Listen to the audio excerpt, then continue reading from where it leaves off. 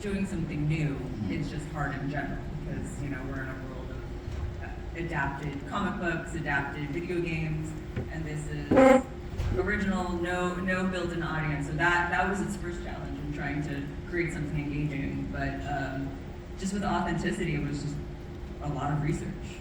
And first it was figuring out what was the form to tell the story that we had in mind.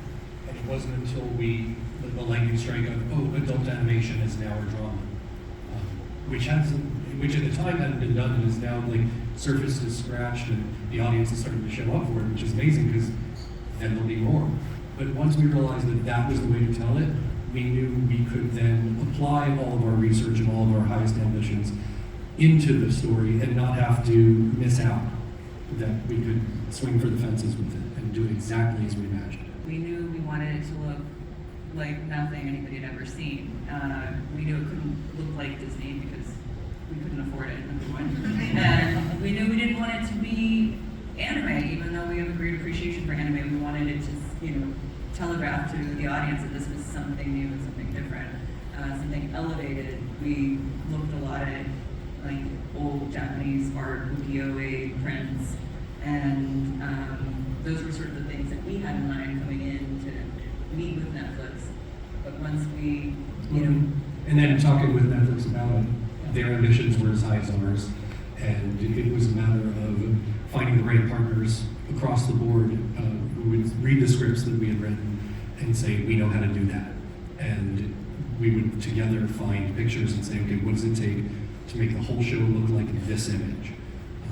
And once we had those tuning forks, it was just about figuring out the physics of how you make an animated show look like your dreams. So it's getting ahead of yourself when you're just writing it, but we immediately had said Maya Erskine. We both love Pen 15. I laughed till I cried, and then I cried because I was sad too, because I could feel her pain, and she shows so much raw pain. If anybody hasn't watched Pen 15, please go home and watch that after you finish watching our show.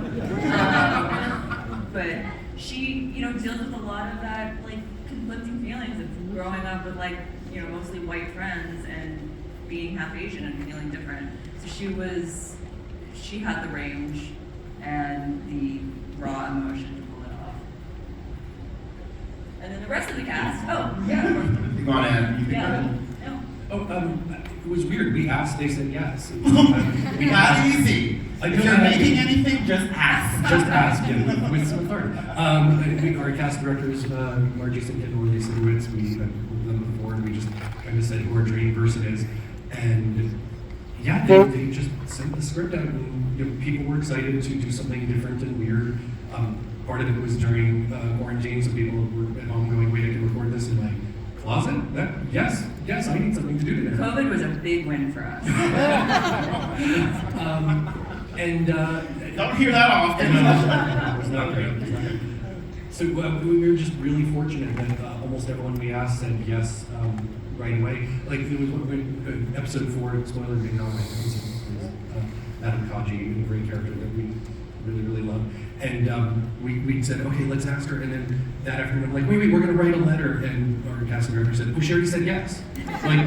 But we were going to write a letter and woo her. Will that work?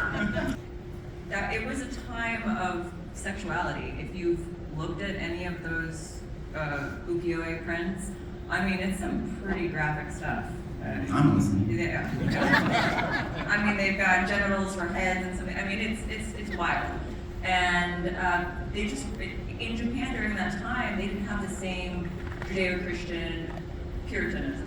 It was just sexuality was part of life. They called it the floating world. And to achieve this sort of ecstasy, you needed to participate in sexuality, going to the red light district.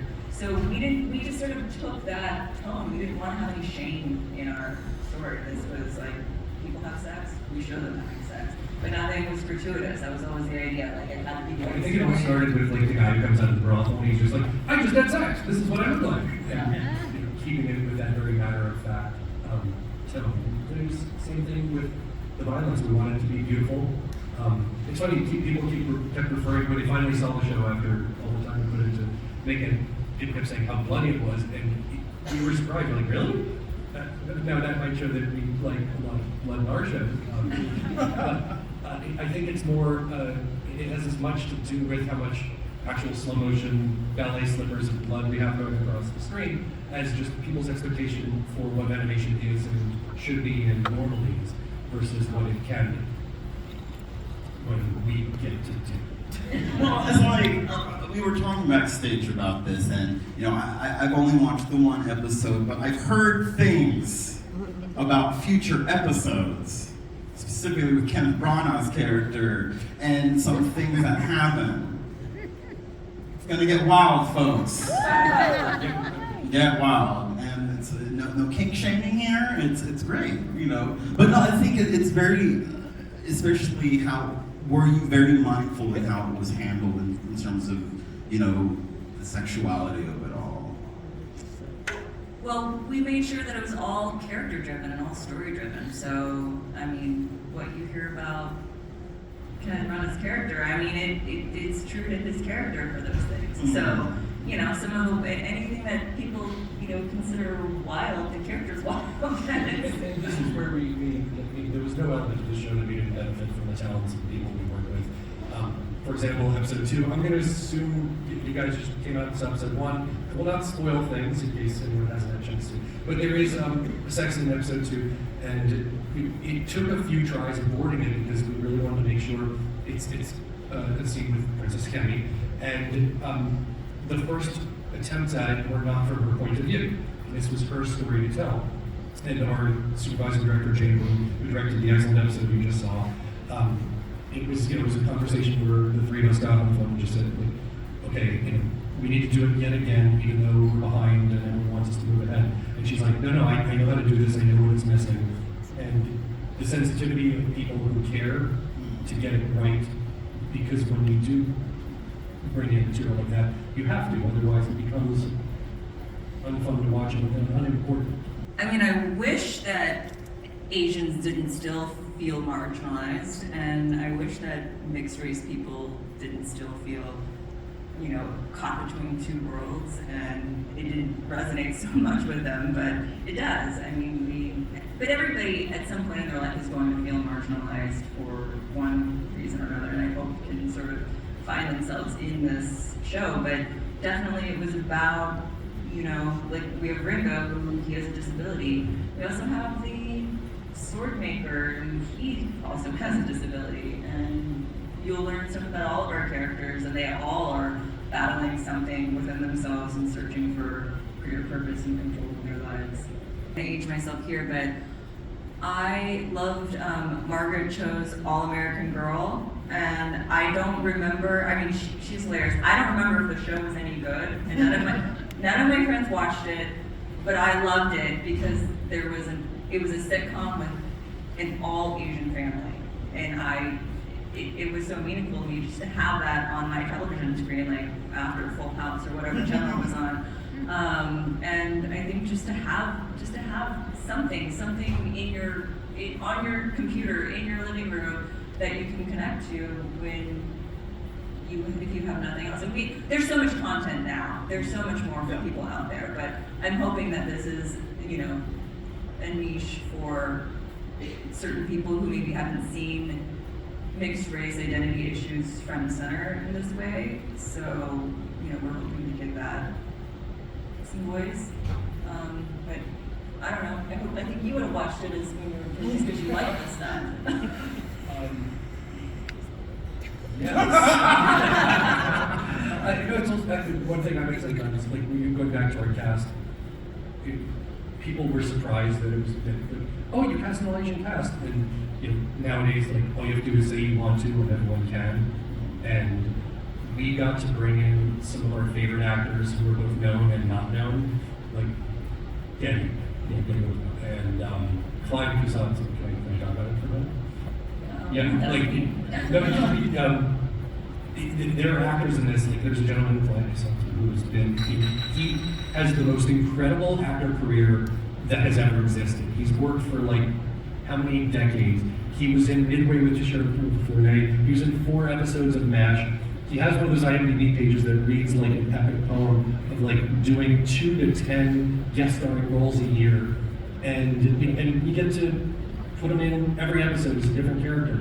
And I don't know, I love that we were able to do Yeah, that. but one of the things we noticed when we were looking at his page is like Yes. how many times he played a doctor, Dr. Chan, Dr. Wu, Judge Dr. Wu, you Judge know, Wu. and he's a judge or a teacher, and it's just these very, small guest roles, just being kind of pigeonholed as this type of person, where, nobody was casting him as the main role, And so we gave as many main roles as we could, and many other actors like him.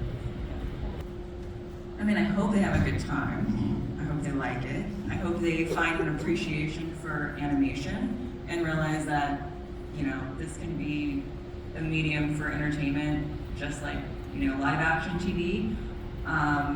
And I hope that they get to feel what it was like for someone like me, feel her pain, feel her rage, and, get to take a glimpse inside of what it would have been like in 1600s Japan and see the artistry and the beauty of the tea ceremonies and the kimonos and all the things that our team worked so hard to get just right. I hope people can appreciate that.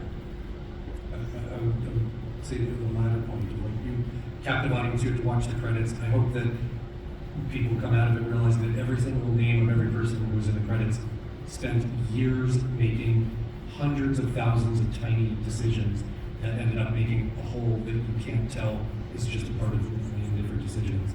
From our production designer, Toby Wilson, you can pick any name and just see like they spent all their talent and all their time trusting us on this crazy show. So I just want people to come out and go, those people are fucking amazing.